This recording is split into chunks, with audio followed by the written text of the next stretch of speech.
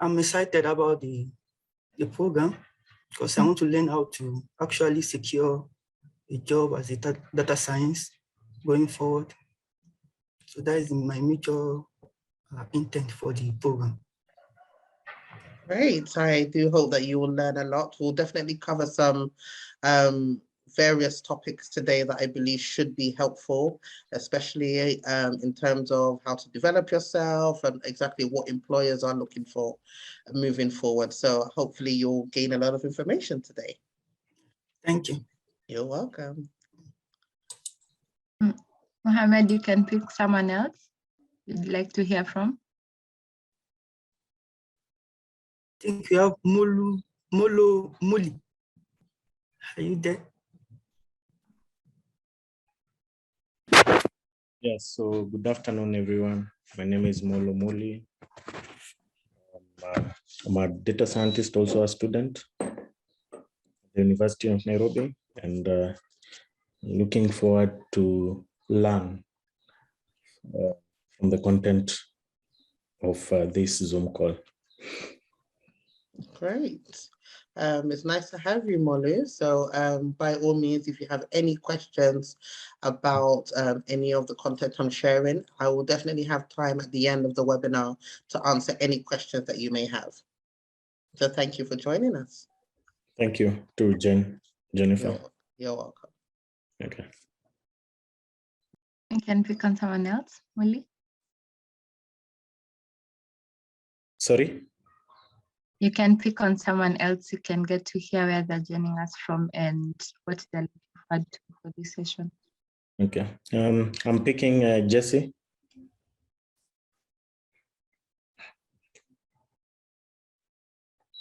Jesse.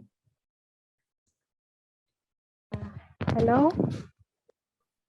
Hi. Hi, Jesse. How are you? I'm fine. I'm Jessica from Tanzania. Oh, lovely. Okay. Yeah, I've joined lately. I'm not sure what were you guys saying because I've just joined. We just wanted to know where you're joining from and what you're looking to get out of today's session. Okay. So I'm from Tanzania, and from this session, I hope to be equipped with what exactly the employer is looking for, like the skills, and maybe yeah, I guess more of the skills they're looking for. Okay, great. So we'll definitely touch on a lot of that in this session. And as I said, just make a note of any questions that you feel you may have. And then at the end of the session, I will also allocate time to answer any questions.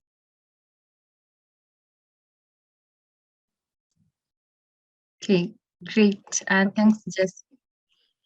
Awesome, thanks. Yeah, so maybe this time we'll just give it to Jennifer to also introduce herself. Even before that, again, this is an amazing event brought to you by Zindi. And if you haven't heard of Zindi before, this is a platform that hosts data science competitions with an aim of mobilizing data scientists across Africa to solve the world's most pressing problems. So yes, you can even check the site at zindi.africa and create a profile. This will again enable you to start your process in trying to build your CV and your portfolio for being a data scientist. So I think without further ado, I will let Jennifer introduce herself for those who are joining us for the first time in our series. And yes, Jennifer, to you. Thank you, Rose. So good afternoon, everyone. Well, it's morning where I am, but good afternoon, everyone. My name is Jennifer Oyelade. I'm a global talent acquisitions director, recruiting across Africa, Nigeria, Ghana, Kenya, a lot of Tanzania, a lot of the places where you guys are joining me from. In terms of years of experience, I've been in this industry for about 16, 17 years, recruiting from entry-level candidates to senior exec. So yes, I've come from a recruitment background in the UK initially before I started focusing more on the African continent. So be rest assured that a lot of the methodologies that I will teach are applicable across nations and regions. So hopefully you'll all enjoy the session. And if you have any questions, as I mentioned, please do not hesitate to make a note of them, and then I will touch base on them at the end of the session. So without further ado, let's get to it. Okay, let me share my screen. Okay.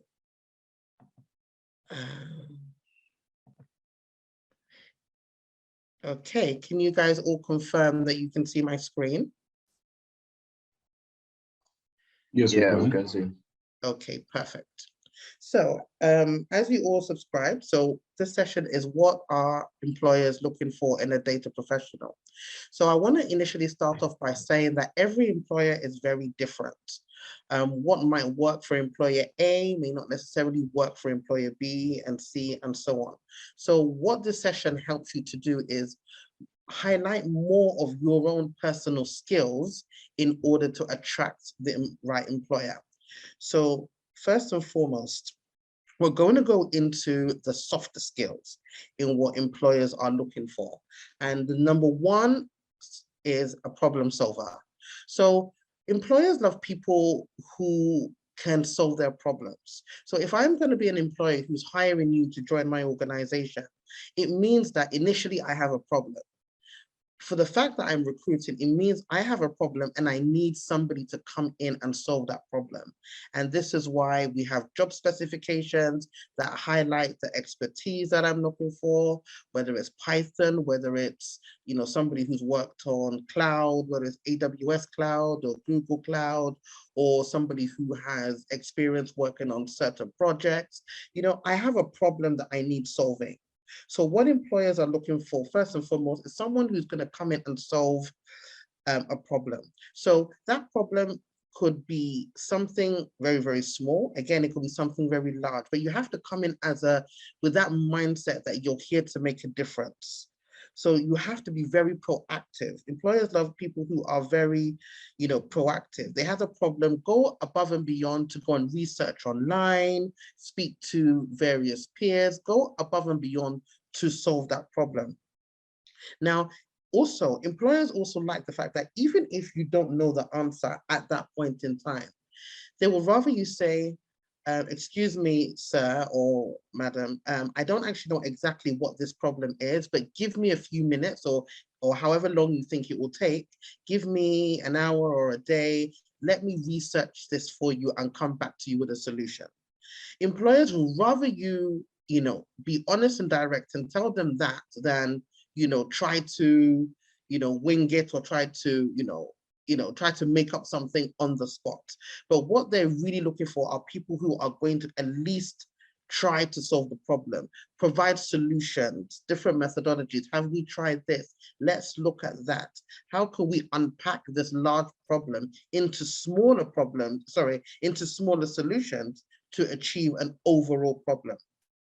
So as a solution finder, you won't allow problems to weigh you down. So don't look at a problem as a problem, look at it as an opportunity, because more than likely somebody else is experiencing that very same problem. So you're thinking, how can we do this better? How can we improve these processes? How do we data mine more effectively? So if you have ideas, always feel free to share them with your boss or share them with your peers, because it means that you're not just somebody who's just joining the organization, you obviously have something to bring. So don't be afraid to offer solutions. Don't be afraid to speak up, because the more you are heard, the more you are seen. So employers like people who are very proactive in solving problems. The second thing that employers look for is analytical skills. So being within the data science profession, naturally, you should be quite analytical anyway. However, from an organization perspective, they don't want you to just be analytical about your work, but also about the way you think. So for example, if I'm going to go from Nairobi to Tanzania, first and foremost, I've got to think of, okay, how much budget do I need? What is my airfare, my transportation to the airport? If I have anything at the airport, I might need to eat, I might need to do, I'm thinking about what I'm doing step by step. I'm thinking about the variables that can affect that. So the prices of things in the airport may go up. I may need a little bit of extra fund for emergencies in case there's a visa I need to buy, or there's, employers like people who the way they think, they're very analytical and looking at problems and looking at solutions from a holistic perspective. So, okay, that I'm looking at that data and I see a trend. And the only way you can identify a trend is if you're being very analytical. So using analytical skills to improve your work is something that employers really look out for. So in a nutshell, what I'm trying to say from an analytical perspective is always have a method to everything that you do. Even the jobs you take, the courses you've studied, there should always be a reason behind everything you do. And employers like people who are very analytical, break down everything that they do and have a holistic reason for doing so. So that's that's another area that employers look for. And the reason, again, why employers look for people who are analytical is because, again, within the data science space, they want to see how you got from point A to point B, and in the process of doing that, you have to be able to document it as well as being able to say. So analytical skills is not about just how you think, but how you even document those processes. So you can go into a new organization and say, oh, we're using system A to do this. Why don't we, I've noticed a trend from system A because of my analytical skills, or why don't we look at system B and C, or how we can improve this? So analytical skills will always go well with employers, because apart from knowing how you think, they want to know how you work, they want to know your thought processes, and from there you can build on your career. So moving on from the same attributes or benefits of being analytical is breaking it down into different areas, like what I've said before. So research. So researching can also enhance your analytical skills, because you might research from a data perspective from one area and research another area, and you can compare and contrast. So research helps you develop yourself analytically, because you're comparing one information to another. Then again, like I spoke about before, logical thinking. From being analytical, you're seeing things not just from your perspective, but from your colleague's perspective, your manager's perspective. By imbibing all of that information, you can be logical with your thinking, which is also an element of being analytical. And then with all of that information, how do you implement? So I gave you the example of going from Kenya to Tanzania. I'm implementing my analytical thinking by breaking down all the things I need to do to get from destination A to destination B. And then post work management. So being analytical, you'll be able to know, what did you learn from the task you have just completed, and how can you improve it? Because every experience you have, you're leveraging on to getting a better job or to getting a job. So what you did in organization A, once you analyze it and absorb it, that's the information you're going to leverage on in terms of interviewing and in terms of career development. So always use your analytical skills to firstly research, B, to be able to open up your mind in the way you think logically. Thirdly, to implement, so having a thought process of how you do things, and post-work management. From all of these things, what did you learn and how can you use that information to develop your career? So the third thing that employers look for is exceptional leadership. So, being a leader is not something that you're born with, right? Leaders are created. And what I mean by created is different opportunities that you have put yourself in that allows you to develop yourself into a leader. So for example, if you have, even naturally, if you're the first son or you're the first daughter, for example, and you have siblings, naturally what parents tend to do is, oh, look after your sister, look after your brother. Even looking after your younger siblings is a way that can develop you for leadership. So naturally, some of us already have those kind of leadership skills in us, but need to develop them more. So even in school, putting yourself forward for roles or leadership positions is also a good way to groom you from leadership. So as I've written here, I'm commonly asked, how do I become a leader?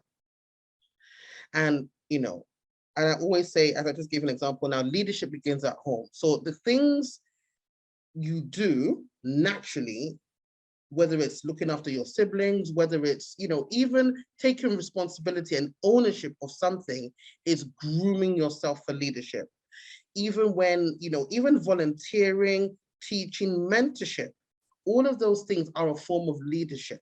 So if you are, for example, if you're an entry-level student, you can be a leader to people who are in tertiary education or secondary school, as you may call it.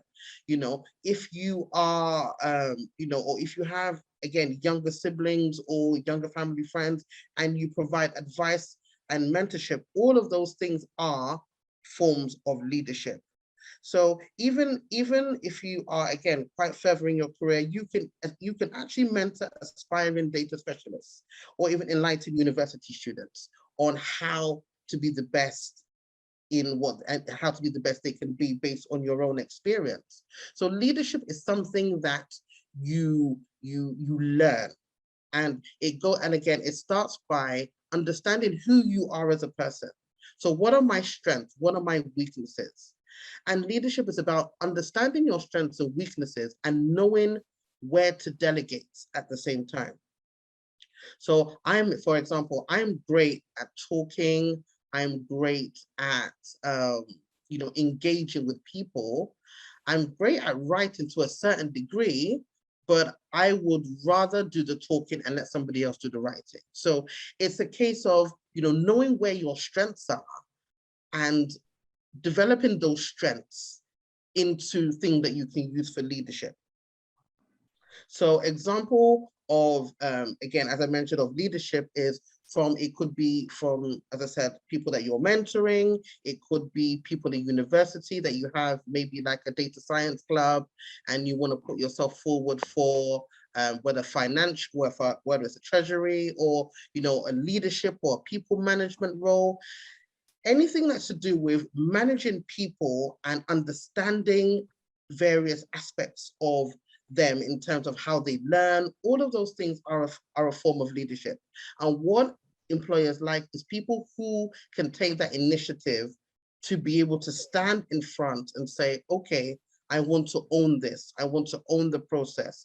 I want to have this responsibility in managing people and guiding them. And you're never too young to become a leader. You can, whether you're 8 or 18 or 28 or 58, once you have developed those attributes of being a leader, you can successfully lead a team. And leading a team is not necessarily about saying, okay, you do this, you do that. It's about collaborative learning. So, I can learn from any of you guys right here. I can learn so much because as an individual, we don't know anything. And the only way we're going to become wiser is if we learn and collaborate with everybody else. So in the workplace, always look for opportunities where you can lead, where you can take ownership of a project, no matter how small, because you're developing the skills that you need to be able to lead a bigger team in future.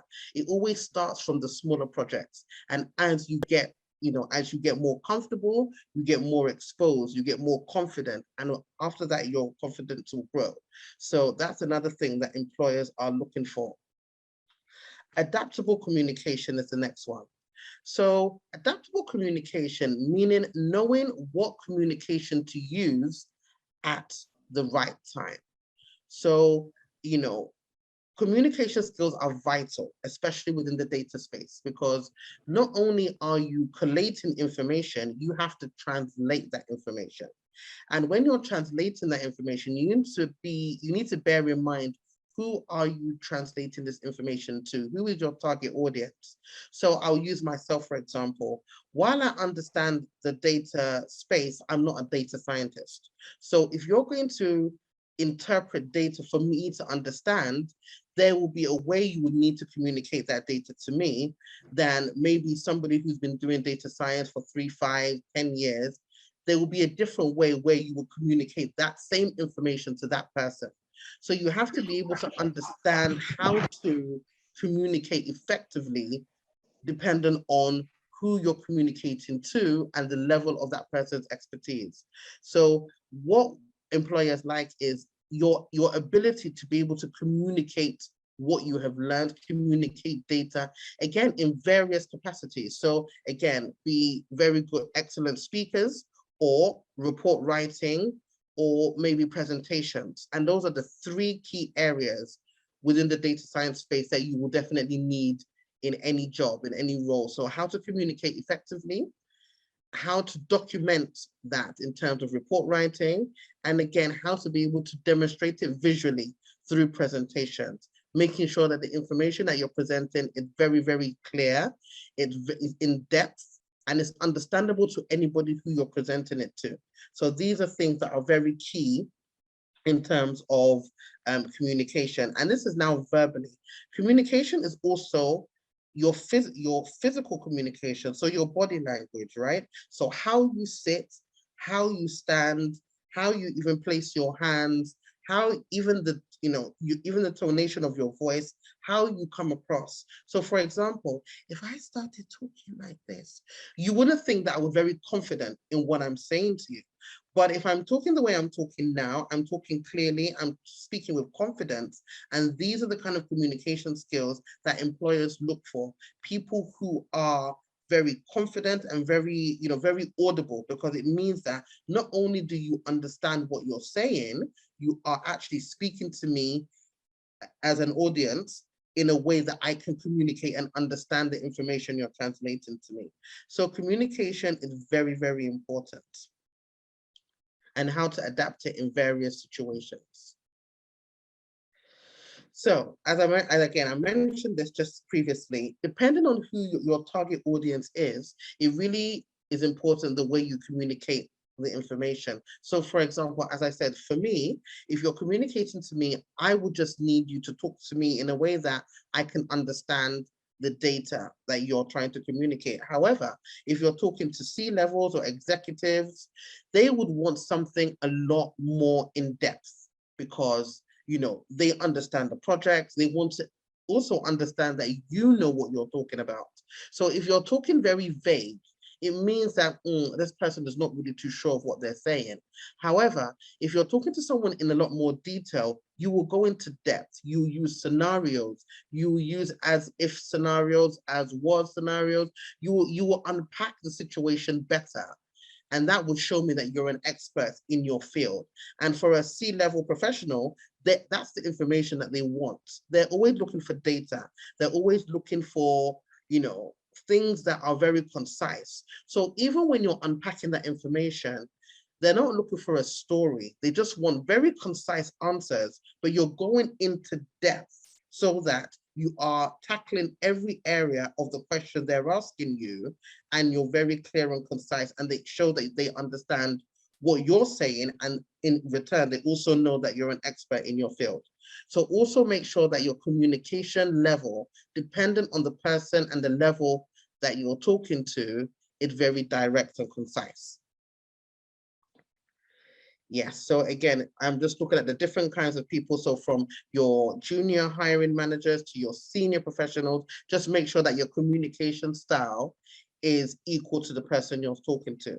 I use myself as an external client. So if you're talking to me, for example, the best thing I will say is introduce yourself. So my name is Jennifer. I'm a global talent acquisition specialist. And based on what we've been speaking about, I'm able to do A, B, C, D, and E. So when you're in meetings, always always be very open to speak up and also express yourself and unpack. Always be able to, and when I mean by unpack, I mean expatiate on every answer that you give. So a lot of times people go into interviews and they say, oh, tell me about yourself, for example. And they'll say, oh, well, my name is Jennifer, and I have 5 years experience and I've been doing data science. That's not enough. Unpacking is, my name is Jennifer, I'm a data science professional. I've been doing it for the past 3 to 5 years, working on Google Cloud, AWS, working on projects that are very impact driven. Unpack it. So these are the things that are going to make people remember you. If you're in meetings, these are the things that are going to make employers or department heads remember you because of your communication style and unpacking your knowledge. So the same thing within an interview, you have to express yourself and unpack your expertise. What employers look for are people who are able to see information, translate it depending on who you're talking to, the level of professional, and also be able to engage with people outside of the organization. So because once you're working for the organization, you are a representative of that company. And at the same time, when you're working with your peers, the way you communicate is the way your employees will remember you. It's the way your line manager will remember you. Oh, I remember Jennifer. Yeah, she's the lady that gave that very insightful data analysis on project A, B, and C. Those are the kind of things that you want to happen in your organization. So employers are always looking for people who are able to put themselves forward as leaders, just to recap, being able to be analytical in the way they think and their approach, and also have adaptable communication. So whether they're talking to senior executives, they're speaking with a lot more detail and precision. When they're speaking with line managers, again, they are be able to translate the information correctly. And then when you're speaking to people who have absolutely no understanding of what you're doing, you're still able to translate that information in a way that they can digest. Again, it's just, with team members. So I've covered that already. So again, with team members, always what employers like is people who like to work together to achieve a common goal. So even if you're not in the workplace now, so maybe a lot of you have joined hackathons or have had examples where you've worked with another professional to achieve a problem, that is fantastic. A lot of collaborations work well because not only are you learning from someone else, you're also developing your skills further and, in a more collaborative environment. And that is what employers look for, people who can work together as well as working by yourself. They like people that, you can blend into a team. You won't stick out like a sore thumb. You're able to engage and accept other people's points of views. So, working together to achieve your deliverables is a very great asset, and that is what employers also look for. So a fifth one is humble confidence. So this one is always funny because people say, how can you be humble and be confident at the same time? So there's a difference between humble confidence and arrogance and cockiness. So if you're humbly confident, what humbly confident means is that you're not acting like I'm a Mrs. Know-it-all and I'm a Mr. Know-it-all, but you are very humble in your approach. So, I can talk about my career, and I wouldn't talk about my career as if I'm bragging. I'm just talking about my career in a sense that I want you to understand my level of experience to give you confidence in my ability to do the task. But I am not telling you I'm a data scientist guru or I'm a data scientist wizard, or, what you're actually doing is you are being very confident about your expertise, but you're very humble about it. So the reason why this is very important within an organization is that no employer likes someone who doesn't like to be educated, or who doesn't like to be not necessarily told what to do, but is not open to correction or not open to change. So this is why humble confidence is key in the workplace. So yes, I'm confident in what I know, but I'm also open to learn. So this is exactly what humble confidence is: being open to learn, but also being confident in my expertise, and also being confident in expressing my expertise as a professional without without being condescending, without being overpowering or overbearing. Because what you want to do with your humble confidence is become what I call it, a hub of knowledge. So I say, oh, I know that Jennifer knows about this project. Let me go and ask her if she can help me. But if you are arrogant, nobody's going to come to you for that help, because they believe that, arrogance is not really the best way. So by being humbly confident, what you're doing is you're letting your teammates know that, yes, you're able to do this. You're also showing that you can help them if they need help. But also, from the other side, showing humble confidence, it means going to your manager or your director and saying, I'm stuck on this. I would really love you to teach me A, B, and C.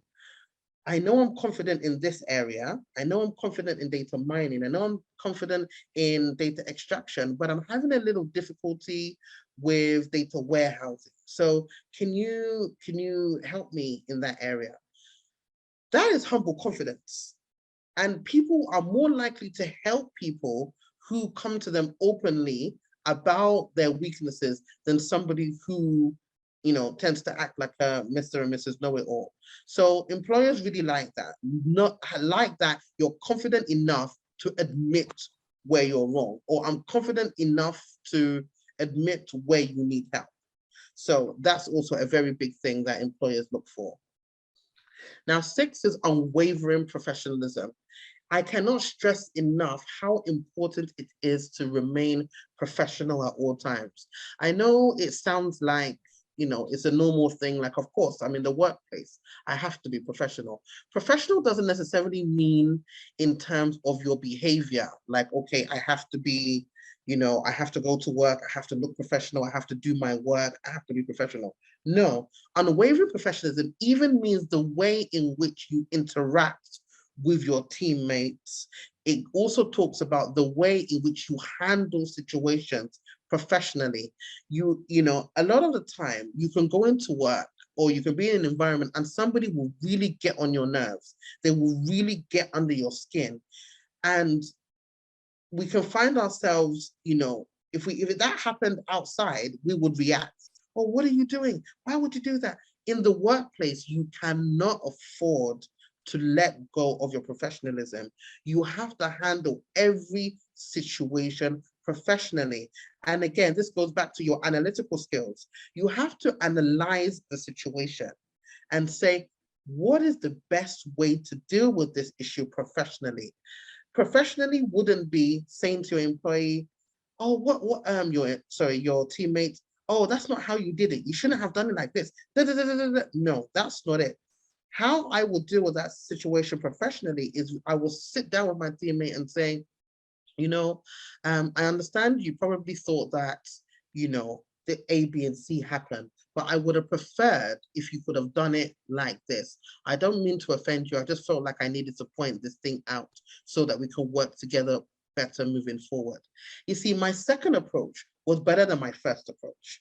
So regardless of the situation you find yourself in at work, be it a task, be it, a disagreement in the office, or, you haven't met your deadlines and your boss is really just, kind of going for you, how you respond can determine whether the situation is going to get better or worse.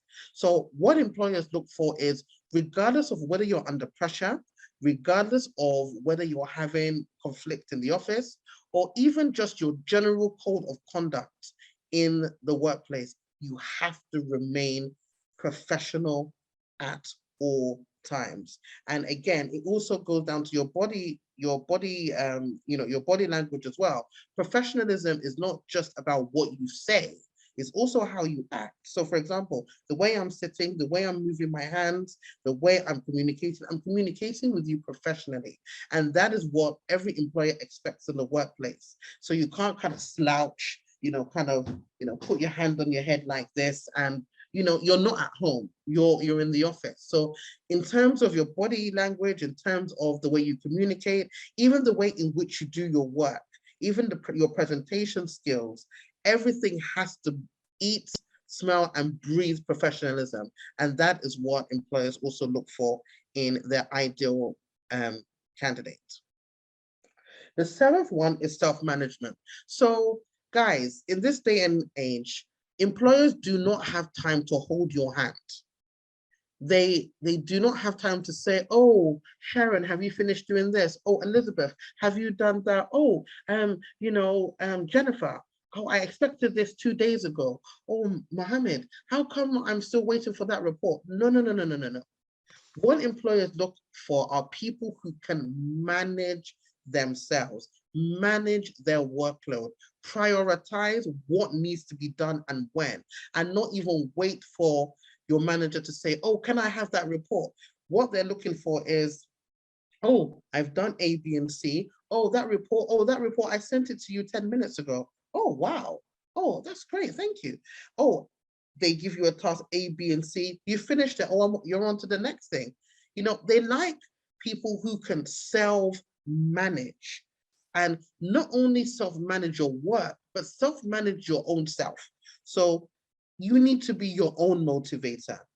You need to look deep and say, what motivates me to work? Why do I want to become a data scientist? And that should be motivation enough for me. If my task load is too much, I have to motivate myself to complete these works. There's nobody there to give you a pep talk every day. Come on, you can do it. Come on. You need to be your own self-motivator. It all starts with you. Your career development, your career aspirations, everything starts with you. And what employers like to see is people who can not only manage their time, but they can manage their emotion, they can manage their own productivity. Obviously in line with what the company goals are, but they're not there to hold your hand. What they're there to say is, here you are, Elizabeth, this is what I need to be done. And it's now up to you to be able to execute that successfully. What I used to say to, when I used to have a boss, what I used to say to my boss then was, he will say, okay, Jennifer, how long will it take you to complete this task? I will say, oh, give or take 4 days. But the truth is I could probably do it in 2 days or even 3. But what I've done is I have under promised, but I will over deliver. Because if I now send that report to him quicker than what I have said, first and foremost, I look fantastic. I look really good, first and foremost. And second, it shows that I can manage my own time because I know how long it will take me to complete something. I know how effective it will be to manage my own time, how effective I am. And it shows that, you can give me more responsibility. And what more responsibility does is it builds you up for leadership. So what you will find is that all of these things are interconnected, and I will bring them all back into perspective at the end to see how all of these attributes build into the perfect candidate. So number 8 is ease with technology. So guys, as we know, we're in a very digital world right now. We're in a very client-focused role where everything is driven by technology. So in everything, and obviously as data scientists, I know you definitely use systems, but what I would encourage is that the more technology systems you use, the more attractive you are as a professional. So, whether it's you're using, I wouldn't say Google Cloud because that's just more like a storage space, but we're talking about different kinds of technologies that help you work effectively. So I had an example of a candidate who said to me one time that they used to use bots to find job applications that, that help them basically and look for jobs that are more in line with their skill set. And I thought that was really fantastic. I was like, oh, wow, that's really, really futuristic. So he could easily get on his laptop and search for jobs himself, right? But he's found a way to use technology to make that thing easier for him.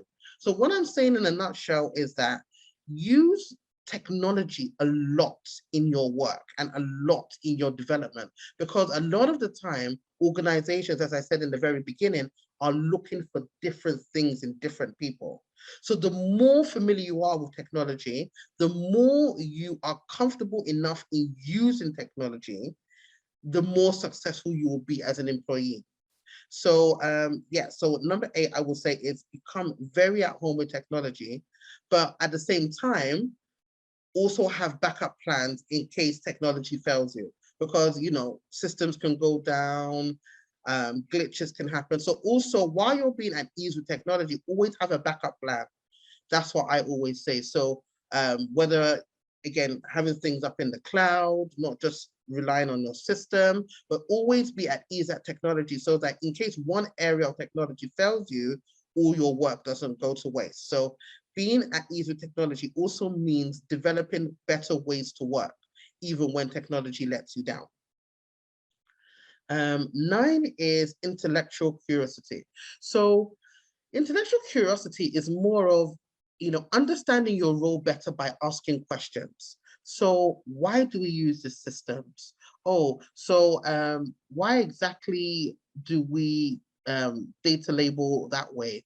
Or why do, you know, so being intellectually curious is a very big asset, because you're showing the employer that you want to know more, and you want to know more because you want to develop yourself further. So, you know, even with interviews, I always say, anybody who's joined some of my previous webinars, what I always say is, at the end of every interview, always ask questions that have something to do with the job you're interviewing for. This is the same as intellectual curiosity. Wanting to know more means that not only do you have passion for your job and the organization, you actually want to be a better professional. And that is why you're asking questions. And apart from asking questions, you're asking questions because you may also have a solution that they're looking for. So for example, if maybe if you're going on a journey and one road is shorter than the other, and somebody decides to go down the long road, and you turn around and say, oh, so why are you going down that road? And I say, oh, because this is the only way I know to get to that destination. I will say, oh, but if you cut through point junction A, and if you go all the way down and turn left, you'll get there quicker. And that person will say, oh yeah, that's great. And then they will go down the shorter way that you have mentioned. So asking questions, you're also learning at the same time. And also the person that you're asking the question to can see that you are very interested in not just their company, but their development as well as yours. And number 10 is compatibility for both independence and teamwork. So employers like people who are very versatile. So, you know, what I say, there's a very common saying, which is, when I'm in Rome, I behave like the Romans. So what that means is, I can be in Rome and wear a turban and behave like the Romans, and I can go to a hut and wear a crown, and I can also blend in there. So what compatibility is wherever you find yourself, you are comfortable to work in that space. So whether you're working with a big team of people, whether you're working in a small team of people, whether you're working remotely, wherever you find yourself, what employers like is your compatibility to be able to work regardless of the environment that you're in. So compatibility is actually the same as adaptability, but why I'm using the word compatible is that not everybody is compatible with working in both spaces. So some people are not very comfortable in working in large teams. And some people are not very comfortable in working in smaller teams. But what you need to do is focus more on what your expertise are and your deliverables rather than the team size and the environment. So employers like people who can adapt, because the way that the world is going now, companies are changing their structure, from some of them from going on site to remote, some of them from having hybrid working, working in the office and working at home. So whatever the organization does, what they need to know is that the employees can move with them as well. So in terms of leadership, And this is where I'm going to bring all of the things that I've spoken about, which is, so we've talked about being analytical. We've talked about how to be intellectually curious. So to be intellectually curious and also to be analytical is leading you up for leadership. Now, leadership is not for everyone, but as far as employers are concerned, they would like people who are going to join their organization to be able to contribute to leadership.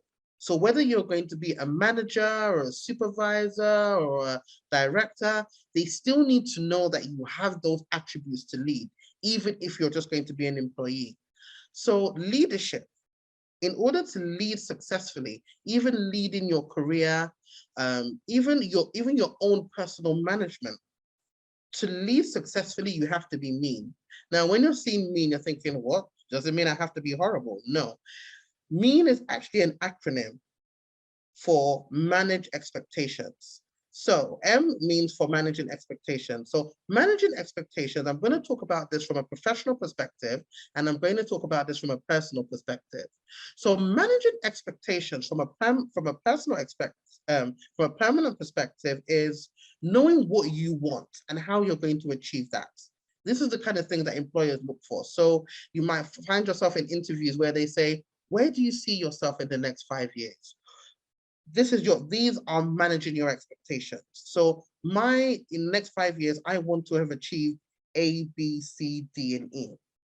Now, that's your own personal perspective of managing expectations. Now, in the workplace, you also have to manage the expectations of what work has been given to you. So if they've given you a project to complete in 3 days, you have to look at it analytically and say, okay, if I get started now, I'll probably be able to finish it in that space of time, or I still have a bit more time to go. So let me prioritize my workload in order to meet those expectations. So that is managing your expectations from a professional perspective.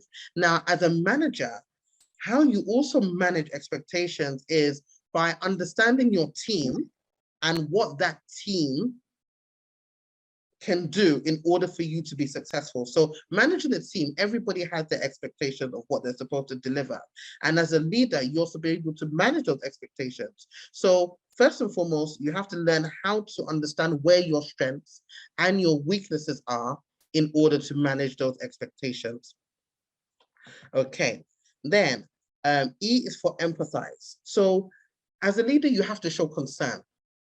You have to, and even with your teammates, you have to be empathetic towards them, because everybody learns differently.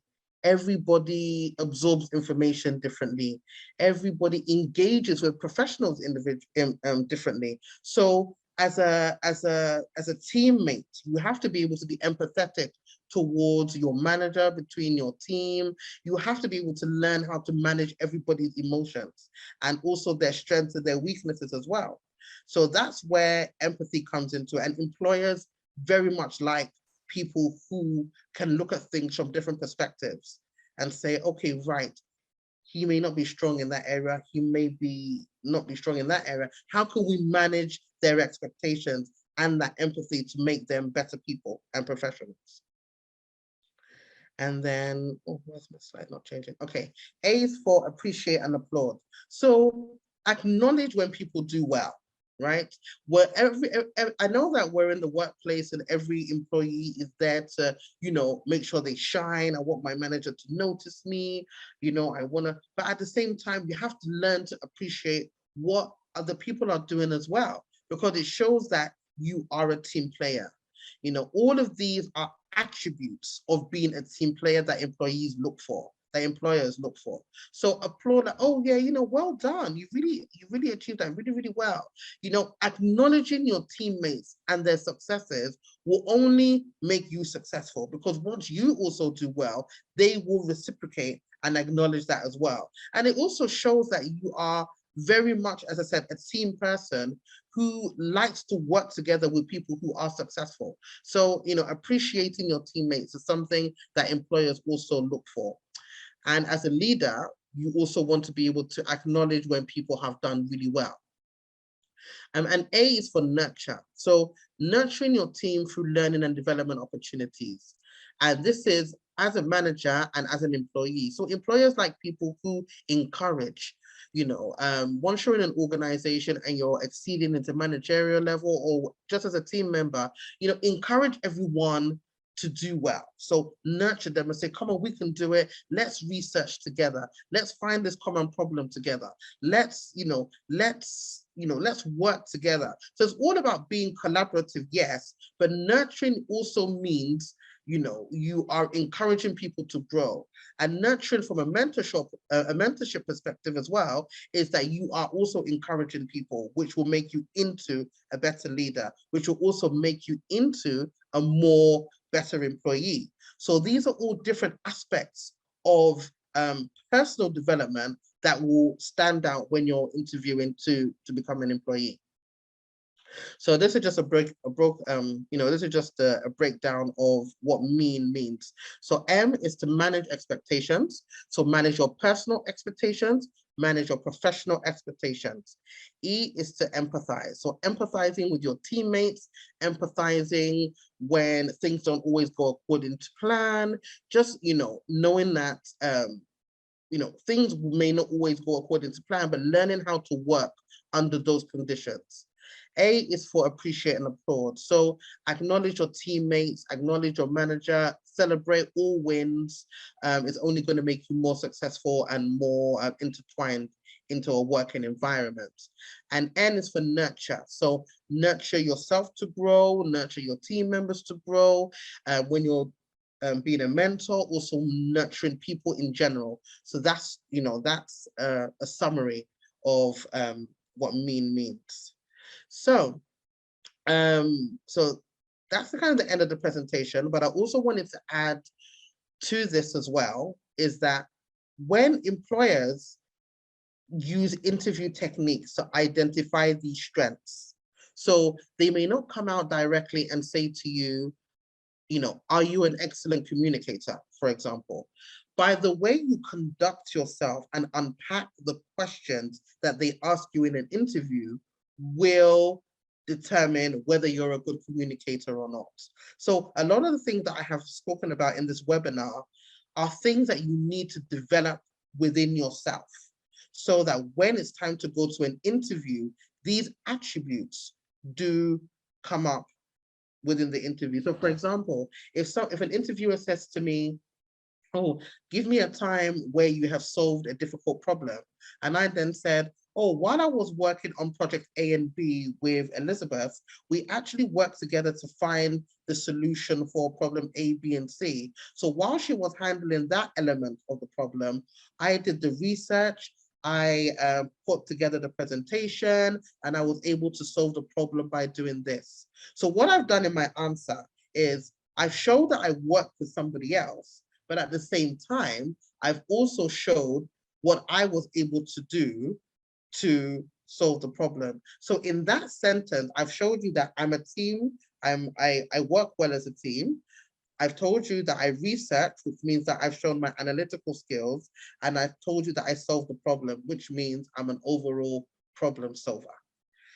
So yes, so that's the end of my presentation. I do hope you guys have learned anything.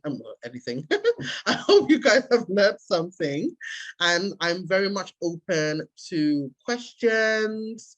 I'm very much open to questions and anything or any comments on the session.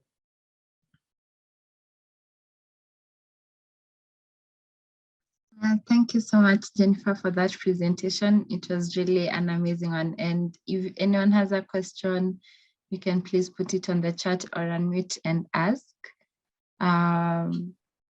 Just in terms of what the presentation was about, and even more, I think I can even start off with a question. So maybe when you are targeting a certain organization and you have gotten an interview and you want to maybe talk more apart from the questions that they have asked, maybe discuss about your salary. Do you do it when at that particular point when you have been asked, do you have any question, or do you wait for a follow-up to discuss that, or how do you go about such a part without seeming to rush? Okay, so is this so in terms of sorry, is it in terms of, are you asking like when do you ask about salary? Is that what you mean?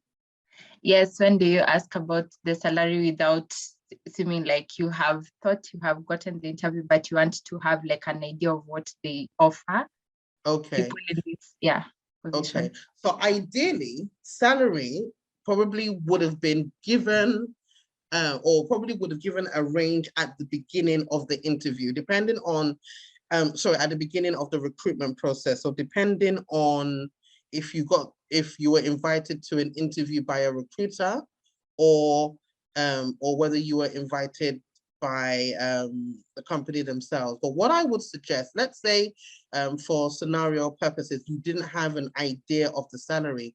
What I would suggest is, the more confident you are about speaking about your deliverables, the hiring manager would ask you, okay, what remuneration would you be looking for?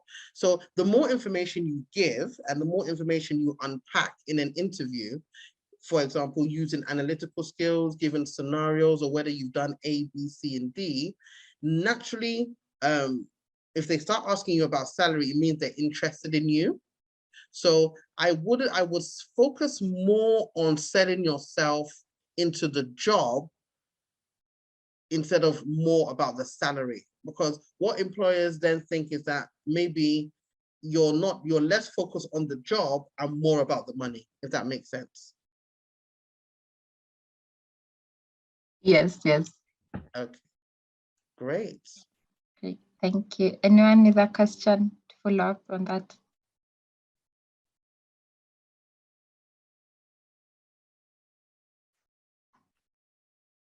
So even if the questions are to do, okay, Mohammed, how do I know that I am job ready as a data scientist? This is a very good question.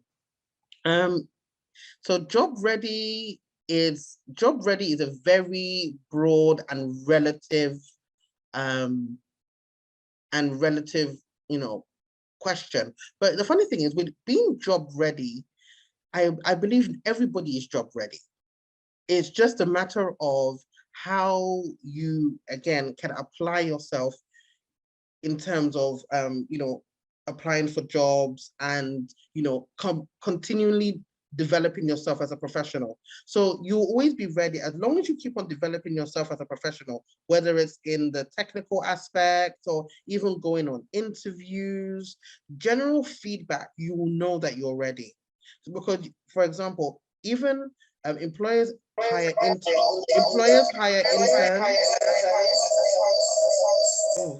Employers hire interns, employers hire people with 1 year's experience. So the truth is, you are always ready, but to be on top of the employment market, even as an entry-level candidate, is to continue to develop yourself professionally, practice interviewing, and you'll definitely land your dream job.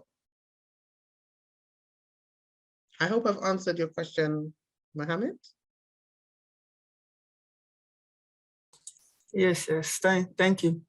The major problem I usually face is that I've been learning about data science for quite a year now. So I always feel like my skills are not yet enough. I have to learn almost everything because everything is very broad, and looking at how do I actually get a job?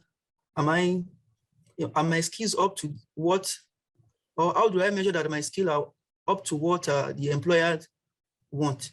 Okay, so for example, every job has a job description, and that job description will tell you how many years of experience that they want in each role. So they might tell you, okay, we want 1 year's experience in this, or 2 years experience in Python, and in places where they haven't told you exactly how many years or how much experience you need, again, it goes down to professional development. So always always developing yourself, whether it's through courses, whether it's through going on webinars and seminars like this, is always keeping yourself updated professionally. Now, also, what I'll also say to you in that area as well is that you, as a data scientist, you also have to look at what area, is there a particular area that you want to focus on? So are you more into data engineering, or are you more into data analysis? So it's also maybe finding a niche within data science to focus on and be a master at before going into the broader perspective of data scientists. Do you understand what I mean? Hannah Mohammed? Yes, yes. Yeah. So I think that would, this is I think this is what I would suggest. So if you're quite early on in your career, it might be worth focusing on a specific area within data science. So as I said, whether engineering and analytics, and once you're comfortable in that area, then start looking at the other areas of data science, so that, you know, when you're applying for roles, it's very clear to an employer what your expertise is. I hope I've kind of answered that for you. Okay, thank you. Okay. Thank you a lot. Okay, you're welcome. Does anybody else have any questions?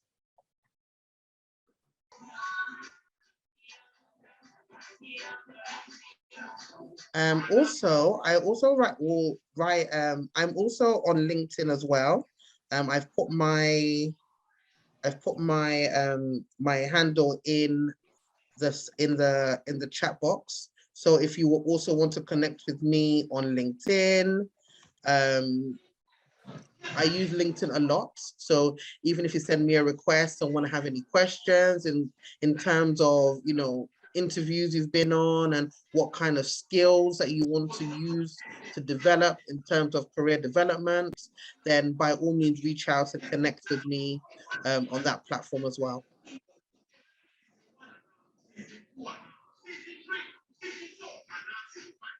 Anyone else, the burning question that you want addressed in this session?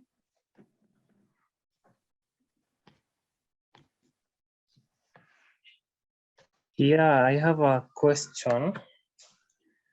Yeah, I don't know whether you can hear me.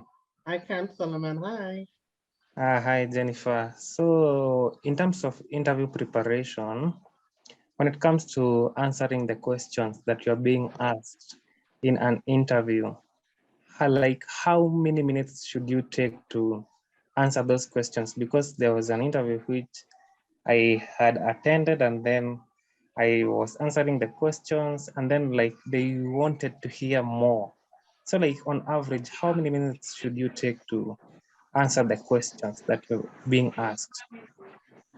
Okay, so I would say it depends on the kind of question. So for example, if they're giving you a question that is maybe scenario based, you know, like tell me a situation where you've had to do A, B, and C, then I would suggest that those questions may require a lot more time in terms of depth. But there's a methodology that I use, which will definitely be a part of the next session. So the next session, guys, I'm going to do would be on interview preparation.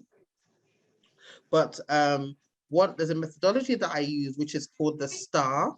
So when you use the STAR, you would answer the question in depth, and it would also be able to condense the time. So STAR stands for the situation. So what is the situation that happened?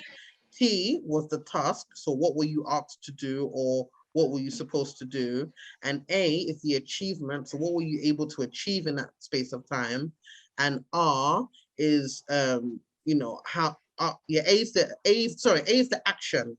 Sorry, A is the action or the achievements, and then R is the reality. So what was the reality of your achievement? So what was the bigger picture?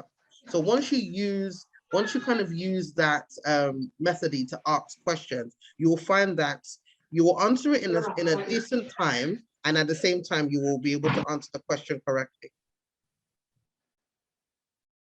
Yeah, thank you, Jennifer, for that. And so, for example, you ask a question and then it's like they want to hear more and you have finished. What are you supposed to do? Like So you have finished what you are answering, and then they are like they want to hear more. What are you supposed to do? So I didn't quite hear the question. There was a bit of noise, so I couldn't quite hear the question. Could you repeat it for me, please? Okay, yeah. So I was asking, suppose that you have already finished answering a question in an interview, and then they want to hear more about your response. What are you supposed to do? Are you supposed to finish from there, or you're supposed to find words and expound more on that, or what are you supposed to do for the situation? So for them to hear more, it means exactly. So that word "more" is relative. So you can then say, "Oh, would you like to know more about the project, or would you like me to give you another example?" Right? Because the word "more" can mean so many things, right? So at that point in time, you can ask them, did you want me to expatiate more on this project, or do you want me to give you another example of where I have done X, Y, and Z? So it's okay for you to ask them what does the actual "more" mean, so that you are also clear on what they're asking for. Again, this goes down to like linking it back to the webinar, it goes down to intellectual curiosity. So you asking them more is you are interested in answering the question to the best of your ability. So you want to be sure of what exactly they're asking you. So never be afraid to ask the interviewer more of what? More in terms of you want me to expatiate, or more as in you want me to give you another example? Yeah, thank you, Jennifer. You have answered the question.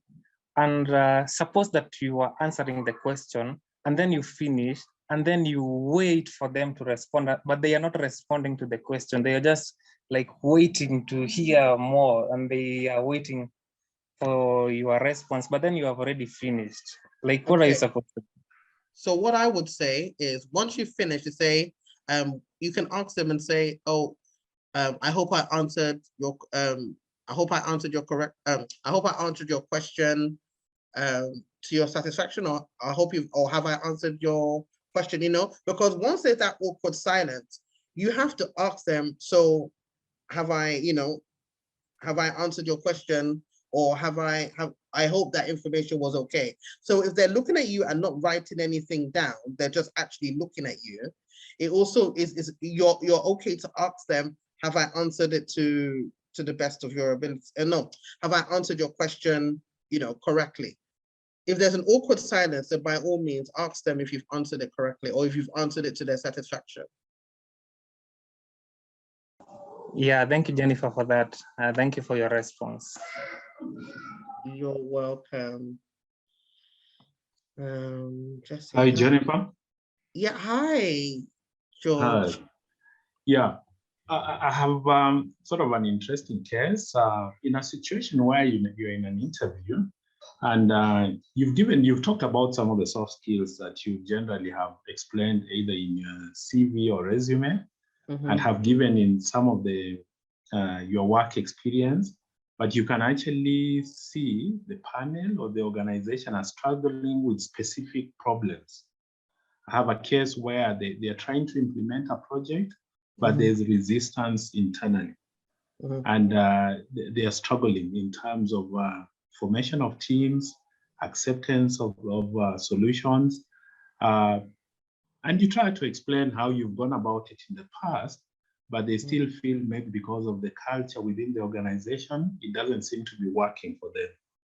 Is it okay to give them additional information even after the interview so that you can help them see how it can work? What I would suggest is you do that in the interview. So so if they've told you they're struggling with a particular problem in the interview, then you would give them not all of your information, because you don't want them to say, "Oh, run off with your idea," but you'll give them enough to get them thinking. to say, oh, I like George. Let him come on board so that he can really fully implement this problem solving initiative. So I would suggest, talk about it in the interview, but don't give them too much, give them like a teaser, just give them enough for them to want to hear more. But I would suggest you give them that solution in the interview. Yeah, I mean, you've already done that, but they've left some window open for you to get back to them. So is that okay?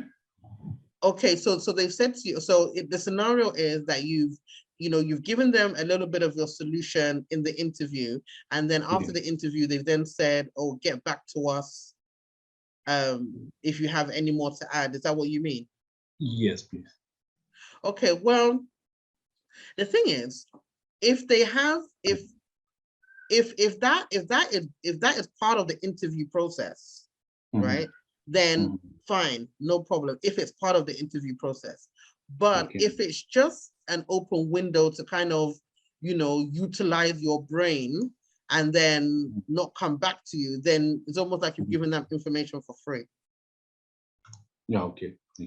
Yeah, but if it's part of the interview process, for example, in some organizations, they give you a topic, and then they give you a presentation, and you have to deliver it in presentation form.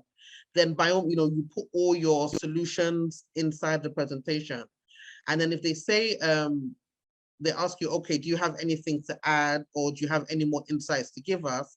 And then you give them this other area that you're asking for, then that will be fine. But if it's just for them to pick your brain afterwards, then I would go against it, because it means that they just want to utilize your brain and not hire you. Okay. Thank you. You're welcome. Yeah. So how would the employer know of these skills before an interview? How would I attract an employer with such skills through my resume? Is displaying all of these skills, if all of them in the resume. Exactly. So Jesse, you've kind of nailed it. So in my previous series, I've kind of given, in a previous webinar about CV writing, a lot of these skills that I've mentioned, you can actually embed them in your CV. So for example, the top part of your CV, the profile, where you talk about your experience in a nutshell. So I'm a data analyst who has experience analyzing large data. In order to do this, I demonstrate strong analytical skills where I have, so can you see what I mean? There's a way you can actually embed a lot of the things that I'm talking about into your CV. So even when if I want to talk about working as a team, say I can write in my CV, working as part of a team of 4, we analyzed data from X, Y, and Z, right? So a lot of the skills I've mentioned are soft skills that you can include in your CV in one way or another. And also, when you're in an interview, once that brings you into an interview, you can use various scenarios to highlight these skills as well. So you can definitely embed them in your CV. I hope I've answered that question, Jesse. Okay, great. So just so to be clear, guys, a lot of what I've discussed today is telling you what employers are looking for. Now, the series that I did before that was more about how to, write these in your CV so that it can get you to the stage of, being in an interview and selling yourself in an interview and automatically getting the job.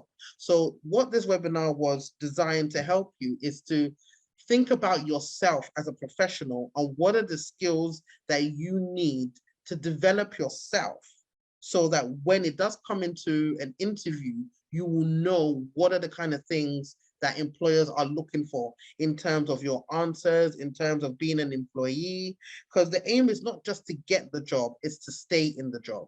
So this webinar is really to kind of give you an insight into what they're looking for within an interview, and also what they're looking for as an employee, and how you as a professional can develop those skills in readiness for the workplace. Is there any other questions?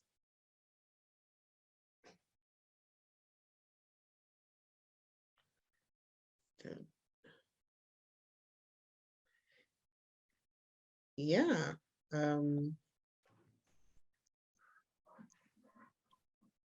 Okay. Yeah. Okay, so how do I, hi Pa. So my question is how does a portfolio website where I showcase all my projects sound? So yeah, you can have a portfolio, you can have that, but the thing about it is that you also still need a CV, because in a a portfolio is good to have. So for example, you can have it and put it on LinkedIn so that people can click on it and watch, and you can put the link on your CV. So that's an additional way to also showcase the projects you've worked on, by putting it as an additional link on your CV. So yeah, I mean, I think it sounds like a very good idea. It gives an employer a bit more into your capabilities in terms of projects.